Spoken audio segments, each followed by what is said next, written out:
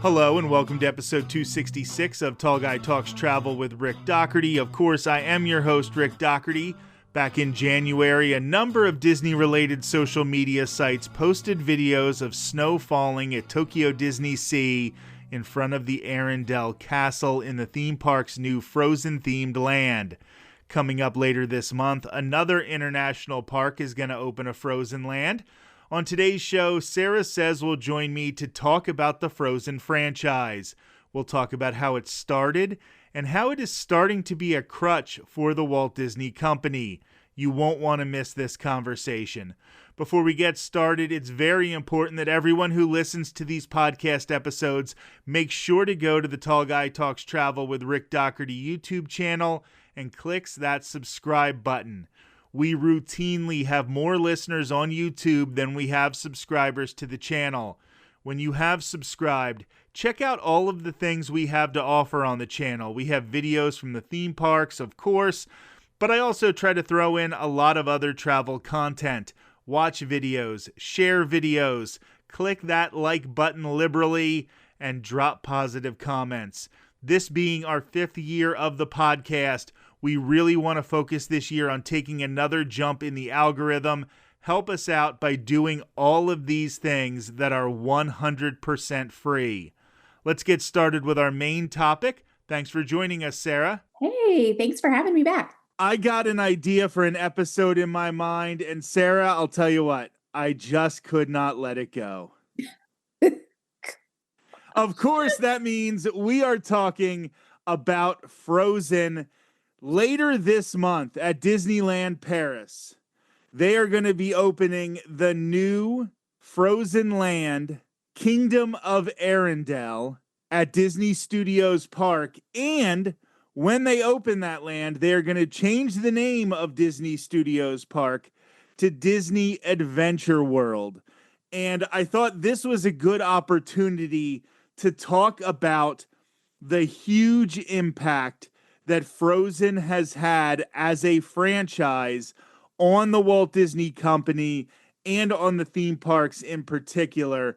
And to do so, we have to go back to 2013. I remember a world in 2013 and 2012 when we thought, oh boy, there's no way we could ever survive a Republican like Mitt Romney. Anyway, I'm not even going to talk about that. We are going to go and talk about Frozen. And the first thing that I want to say about Frozen, especially as it impacts the company and the theme parks, is in retrospect, Frozen caught them by surprise. They were not expecting this to be as big of a hit as it was. It was massive. It was more than massive. I don't even have words for how big Frozen was. I saw Frozen in theaters. I made my husband at the time, I think, I don't know what month did Frozen come out? It was the Thanksgiving time release date. Okay, so it was our first Thanksgiving married, and I made him go see Frozen with me in the theaters. I think when we look at how Frozen has taken over the Norway Pavilion at Epcot, yes, this is a good example of how Disney was just blindsided by the success of this movie. They put the Anna and Elsa meet and greet in the Norway Pavilion. Well, first they put it at Magic Kingdom, and we were talking about 2, 3, 4 hour waits to meet these characters. And then through a little bit of Disney magic, they created the meet and greet in the Norway Pavilion. And they were able to cut down on those wait times drastically. Also, as time went by, more kids had already met Anna and Elsa, so the demand slowed down a little bit. But then they needed to get a ride into the parks, and they needed to do it fast. And I think that kind of led to, I'm going to say it, they did Frozen Ever After at Disney on the cheap. And it was really weird projection mapping faces that look really, really weird. They're going to update them eventually now, we heard. That's great. It was exciting. But they took down Maelstrom, which is Right. still pretty controversial. It was a well loved attraction, even though it routinely had 5 minute waits, 5, 10 minute waits. However, sometimes an attraction becomes beloved because Mhm. you know that you can just hop on it and ride. Exactly. I wrote it right before it closed. That was the last time I was in Walt Disney World because at the time it was 2014 and Frozen had its little Frozen Fest thing going on. And you could go and ice skate and you could go to Wandering Oakens and you can do all of that, but I could still ride Maelstrom. This was just an overlay. They Mhm. really just took the shell of Maelstrom and turned it into a Frozen ride. It's a little unfortunate because I feel like this intellectual property has engulfed the Norway pavilion, and it would be really nice to get the actual culture from Norway, but Right. that ship has sailed. And I think we're just lucky that things like Coco haven't completely taken over the Mexico pavilion, Yeah, and right. that we don't have some of these other pavilions suffering the same Absolutely. consequences. Tangled over at the Germany pavilion would be Oh another gosh, example no. of something that could happen. However, they were caught by surprise by this movie. What do you think is the key to the success of Frozen 2013? Wow, that is a good question. And thinking about it, I feel like Disney hadn't had a good princess movie in a hot minute when Frozen came out. And I know, being having been a little girl, is princesses are awesome. And the best part about these two princesses is that they were really tough and they were really independent and they had really good music. So I feel like a lot of great things came together for Frozen. The cast, the people who wrote all the music for it, the storyline of it was just different than what we had normally seen. It wasn't the princess is in peril, princess is saved by prince, everybody lives happily ever after. It was a completely different model. And but it also included things that were familiar. So you had your animal best friend, but then you also got a fun snowman best friend. And yeah, I think they just happened to put together a team that it was just all the right ingredients to make a fantastic film. And this was the start of the self aware Disney movie. Yes. You see it a little bit in Moana coming up Mhm. later when Maui says, "You're a girl, you have an animal sidekick, you're a Yep. princess," or whatever. I don't Yep. remember exactly what he says. And here you start to see it when Kristoff's like, "You're going to marry a man you just You just met?" met him. You just Right. met. And they start to address some of these tropes that Yeah. existed in previous Disney princess movies. But I would like to say that the Disney princess movies that led up to this sort of did pave the way a little bit. You Oh, have absolutely. in 2009 Princess Tiana in Yes. The Princess and the Frog. And did she have a prince? Yes. Right. However, the prince needed her Right. more than she needed the prince. And that was turning that trope on its head Yeah, just a she kind little of bit. started it all. Tiana kind of started it for she walked so Frozen could run. And then in 2012, you have the first and thus far only Pixar Disney princess in Yes. Merida and Brave, where there was no love interest or Right. she shunned having a love interest.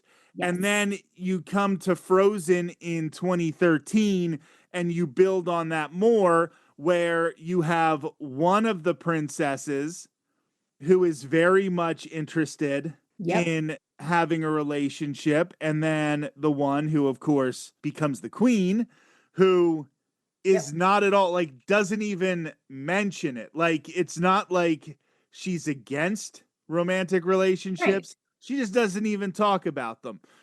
So that is an important part of this, the self-awareness, making these princesses or queens more multidimensional. And I think that Absolutely. is something that really did start with Tiana and Mhm. carried through with Merida, but then hit the big success when it came to Frozen. I Yeah. also think you can't downplay the fact that this movie has Kristen Bell, Hmm. Idina Menzel, Jonathan Groff, and Josh Gad. Absolutely. Absolutely. They are so talented. In the case of Jonathan Groff, I think this was when he was just starting his ascent, at least Right. in the mainstream. I know you, as somebody who Right. follows Broadway and follows musicals. Yeah, but to like big time like Disney movie, like it wasn't, yeah, he had been on Glee and things like that, but that's not the same as voicing a Disney character. And I remember Josh Gad, I first was introduced to him in the movie 21, which, yes, Mhm. now is a problematic because of who was in that movie. However, Right. Josh Gad was great in it, and he was Where really I know funny. him from Broadway.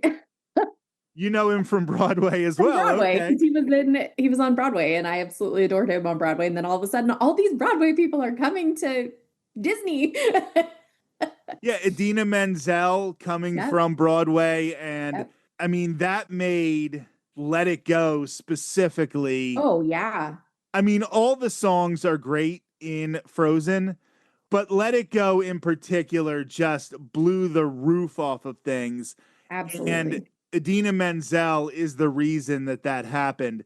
Kristen Bell is just so doggone likable. Oh, absolutely. And I didn't even realize she could sing until Frozen. Like I'd seen her on all these other shows and things, and I'm like, oh, I really like her. She's so cute. And then you see, you're like, and she can sing too.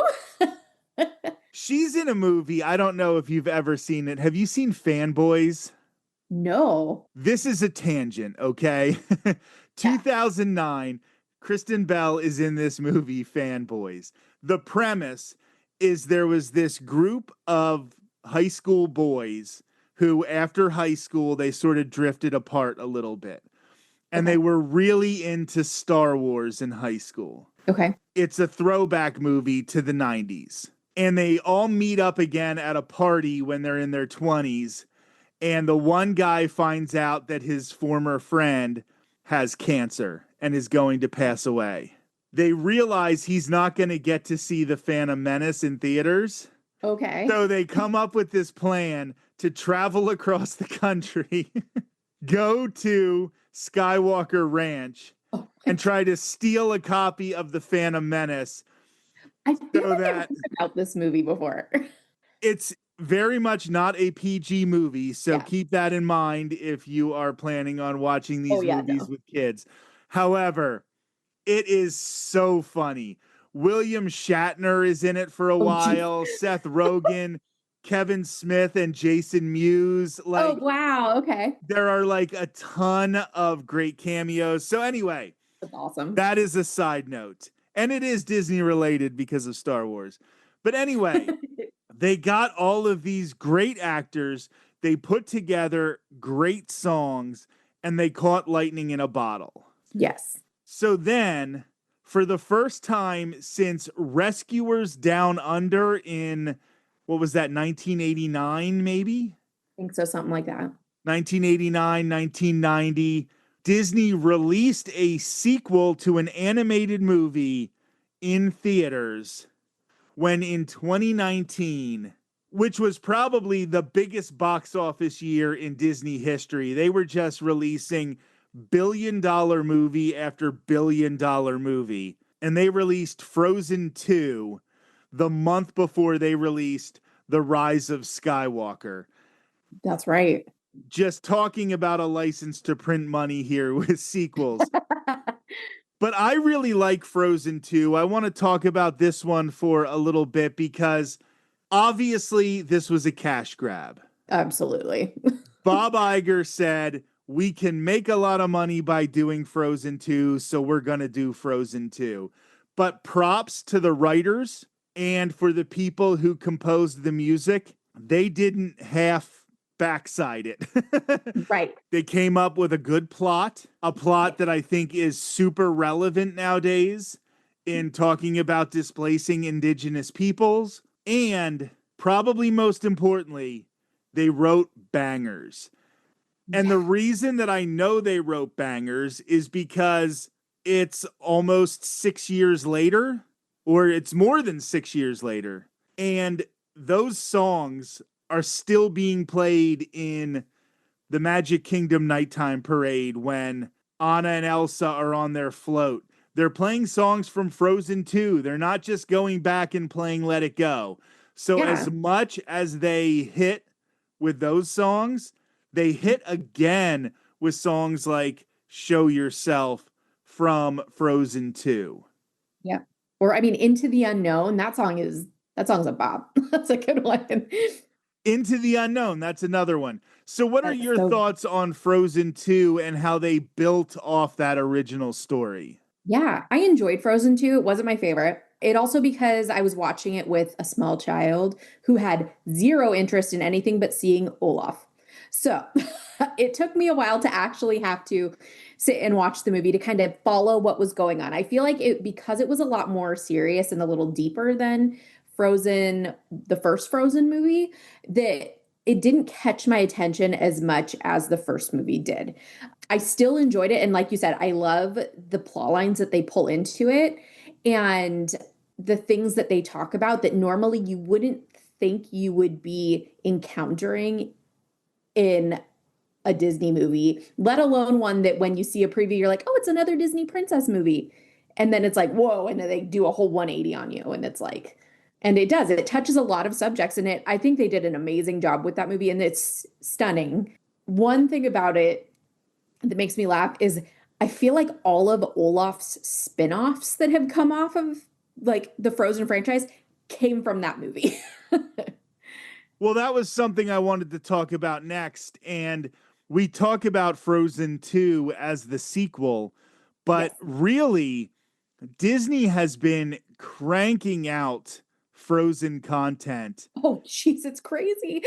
You were talking about, what was it, 22 books? There's 22. I looked it up just to see, because I was interested to see how much content has come out on Frozen. And 22 children's books have come out since the release of Frozen in 2013. 22 books, and they all have different storylines, and there's some that are, of course, like, you know how they make like the kids novelization of the movie. There's a couple of those, of course. There's the little golden books, those things you'd expect, but there are ones where Anna and Elsa are going on all these journeys like everywhere. So yeah, I was really surprised. And of course we have the holiday special that Disney created for, I believe it was created specifically for Disney Plus. I'm not sure if it ran before a movie or not. I don't think so. I think it was just on Disney Plus, but I love that one. It's so cute. Yeah, come to think of it, I think it's about a half hour long. So there's no way they put that. Yeah. So I have a funny story about that, though. So my other co-host, Maz, and I were walking around Epcot during Festival of the Holidays one year. And we are walking up to Spaceship Earth, and every about 10 minutes on Spaceship Earth during any of the festivals, they will have a special light show, not a projection show, because they use the LED lights that they put on Spaceship Earth, and they will play a song and the lights will act accordingly to whatever song they're playing. And for example, during the Food and Wine Festival, they might do Be Our Guest from Beauty and the Beast. And during Festival of the Arts, I think they do Rainbow Connection from the Muppets. And during the Flower and Garden Festival, I think they do Colors of the Wind from Pocahontas. Well, anyway, we're walking up to Spaceship Earth, and Maz looks at me and goes, "Hey, I know that that's Idina Menzel. I can tell just from her voice, even though I've never heard the song." And I'm like, that's That's from the Frozen Christmas special. And she's like, "Oh, I didn't know. I've never seen that." And I'm like, "How have you not seen? Right. How are you that big of an Idina Menzel fan and you've Oh, never that's seen the funny. Frozen Christmas special?" I'm like, "Duh, it's Idina Menzel." What I'm trying to get at here is that they just put this everywhere and they cranked out the content. And now I'm getting a little worried because they are already planning on a Frozen 3 to come out next year now Right. and a Frozen 4. Oh So gosh. we're really starting to get to the point where you know that Bob Iger is just writing down, we're going to do a Frozen 3 and a Frozen 4 because it will Right. sound good in shareholder meetings. And he's Right. not necessarily doing it because they have a great story Right. and they are paying. And, you know, good for them. They have earned it, but Yeah. they are paying the primary four voice actors a ton of money for these two sequels that are going to be coming out here in the future. What are your thoughts on Disney continuing to try to milk this for sequels that are going to air in theaters as Right. opposed to using those resources to try to come up with new original animated movies Yeah. and promote them so that we try to have another Frozen instead of another Frozen? Right, exactly. So I like to call it the Toy Story effect because look what they did with Toy Story. There was one and two and three, and then it's like we have our final Toy Story coming out, and they made a huge deal. And then it was like Tom Brady, and he came back out of retirement, and now we're getting another Toy Story. So I look at it like that. I fear that is what is happening with Frozen. Is they're like, we're going to release all of these, and then we're going to end it. And just kidding, we're going to bring it back again. So I feel it is overkill. In my opinion, we know Frozen. We love Frozen. We've seen where it's gone, and it's at a good place. It could stop. It could stop and still be beloved and keep going, right? So I'm wondering how much these characters are resonating with the 7, 8 year olds that Right, are supposed to be getting into these characters now. right, You know, the original movie came out 13 years ago.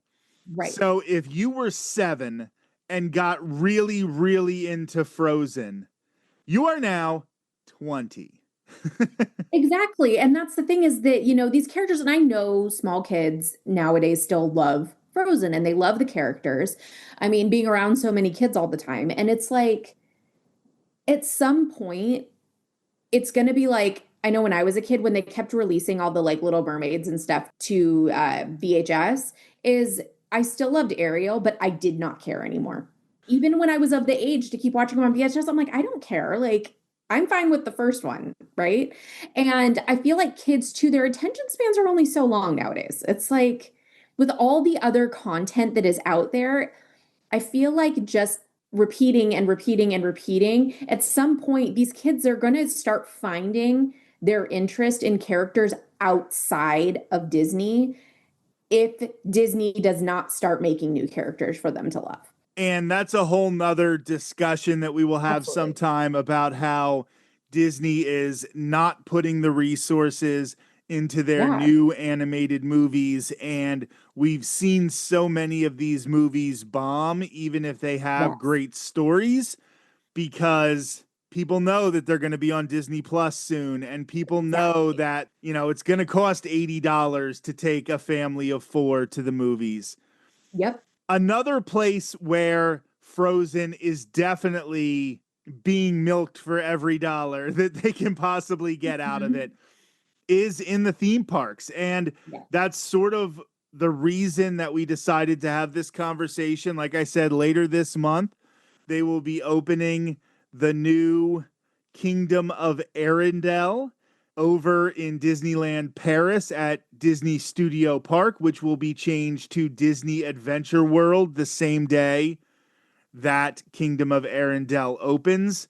And this is the fourth Frozen Land that is being opened. There is, obviously, we mentioned Epcot. Yes. I know that's the Norway Pavilion, but let's be real. It's Frozen Land It's at this Frozen point. Land. Hong Kong Disneyland now has a Frozen area. Yep.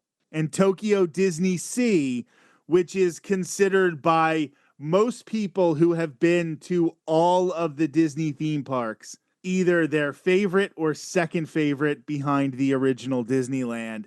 Yes. And now at their Fantasy Springs location, there is a Frozen Kingdom there as well. So they are obviously saying, much like Toy Story, which you brought up earlier, we're going to put this in almost all of our parks. Yeah. And we're going to keep releasing sequels because that's how we feel we are going to make the most money.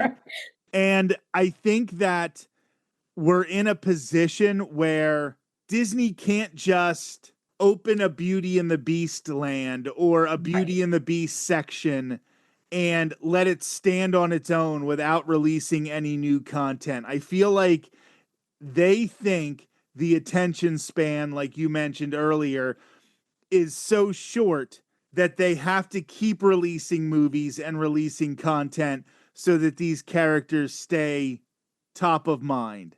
I don't think that's necessarily the case. There hasn't been, I mean, there was one Sleeping Beauty. I guess they did the Maleficent movies. And you can still have people wanting to go to Sleeping Beauty Castle. Right. How long has Mr. Toad been a thing? And he was in one movie. He was in a short movie. He was in a short movie. I guess he also was a character in Mickey's Christmas Carol, but right, he was Fezziwig. But those are the only two times you saw Mr. Toad, and his ride's still there and it's still popular. So I don't think people have as short of an attention span as Disney thinks. In closing, in conclusion, if you will. And kids, if you're ever writing a college paper, don't ever use in conclusion. That will drop it a grade just for that. Anyway, what are your thoughts on how Disney is handling Frozen? And do you think it's a little bit of overkill? Or are you saying, hey, I'm still enjoying everything, so keep it coming?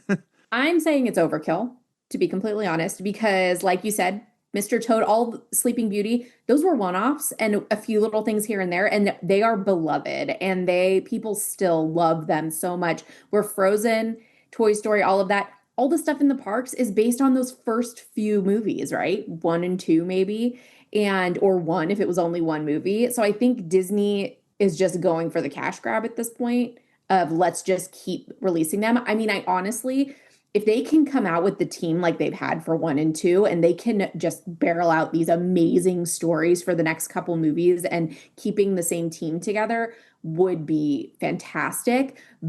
But I don't want it to turn out like you said about Epcot. They just threw it over Norway. They didn't sit there and spend any extra time to like make it fancy like they are in these other parks. And I fear that is where it is going with these movies. Now, you were somebody who was a really big Toy Story fan. Oh, huge, yes. Do you feel that the overkill in sequels is ruining your enjoyment of the early Toy Story movies, or can you still enjoy them? I still really enjoy the first 3 are my favorite. Like, I mean, the first one is of course going to be like the best. And it is my absolute favorite, but I do really enjoy it. And then from there, it was just getting to the point. And I mean, even the last one, I was like, okay, finally it's over. They ended it. And then they come out and said, they're going to have another one. And I'm like, no, absolutely not. But I still very much enjoy the first few. It's kind of like Indiana Jones. After a few movies, they just don't really exist anymore,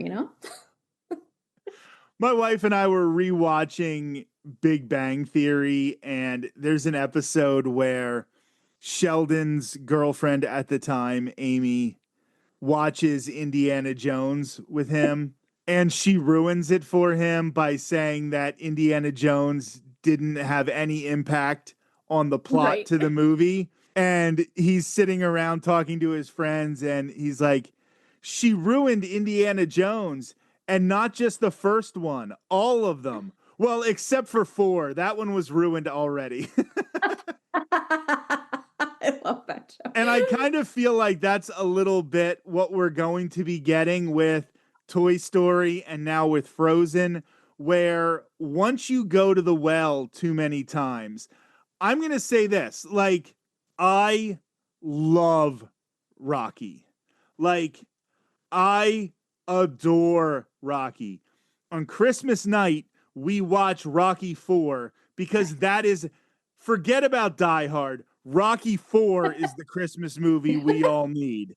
And I love it. But they went to the well too many times, and Rocky 5 was a dumpster fire.